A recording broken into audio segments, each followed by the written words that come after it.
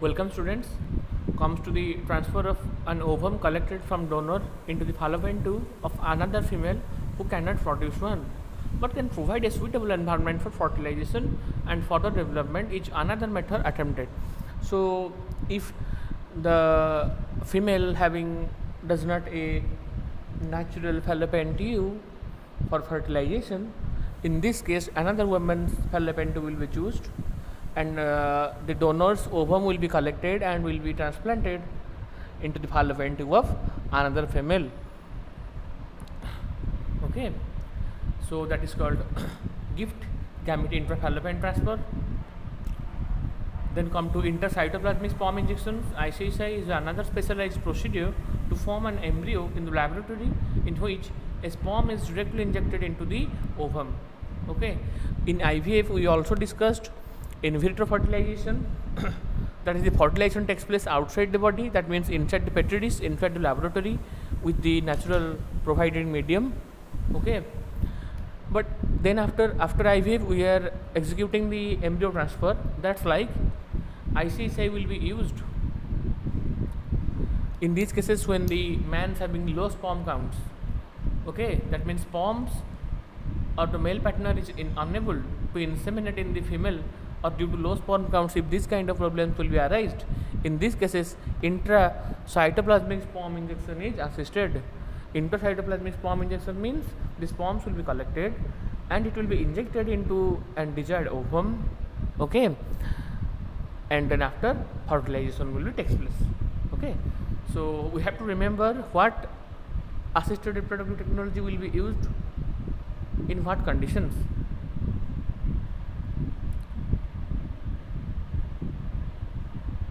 So intercytoplasmic sperm injection is another specialized procedure to form an embryo in the laboratory in which a sperm is directly entered or injected into the ovum. Infertility case, either due to inability of male partner to inseminate or the female partner or due to low sperm counts, could be corrected by artificial insemination. These things like that. Artificial insemination means is also similar to intercytoplasmic sperm injections, because in ICSI we are also injecting the sperm cells. In artificial insemination we are inseminating the semens. Okay, that is the reason. If due to the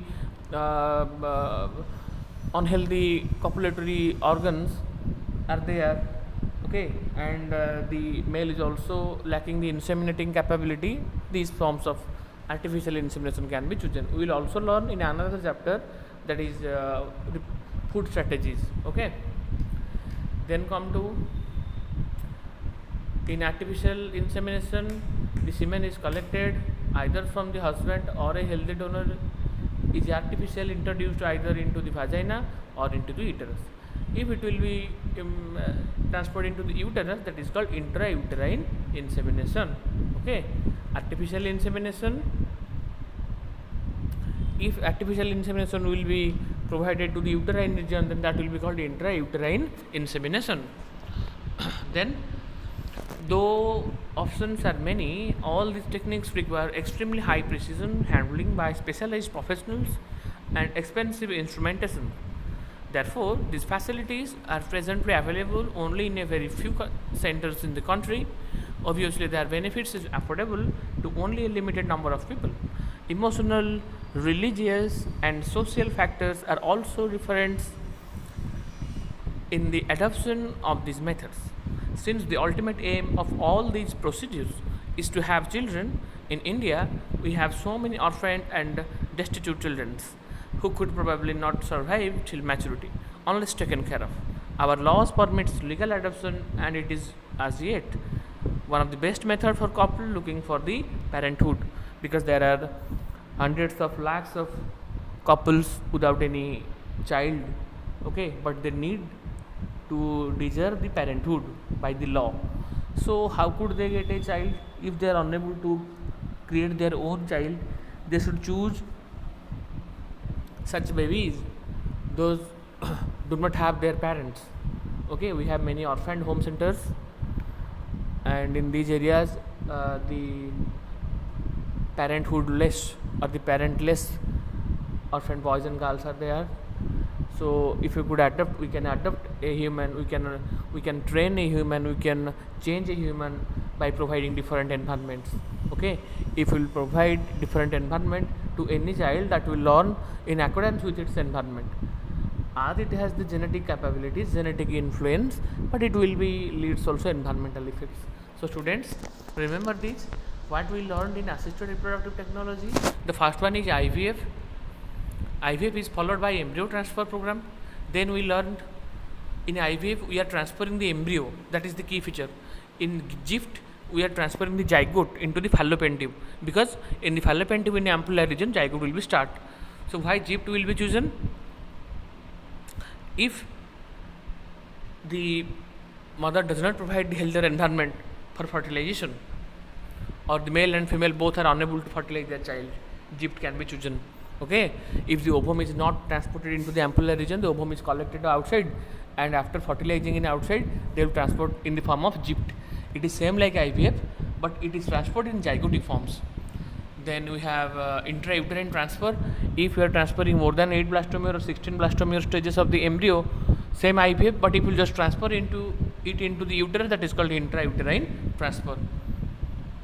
Then we discussed GIFT, gamete fallopian intrafallopian transfer, that the gamete will be transported if the mother is unable to produce but can have the suitable environment in fallopian tube for its fertilization, then it can be transferred.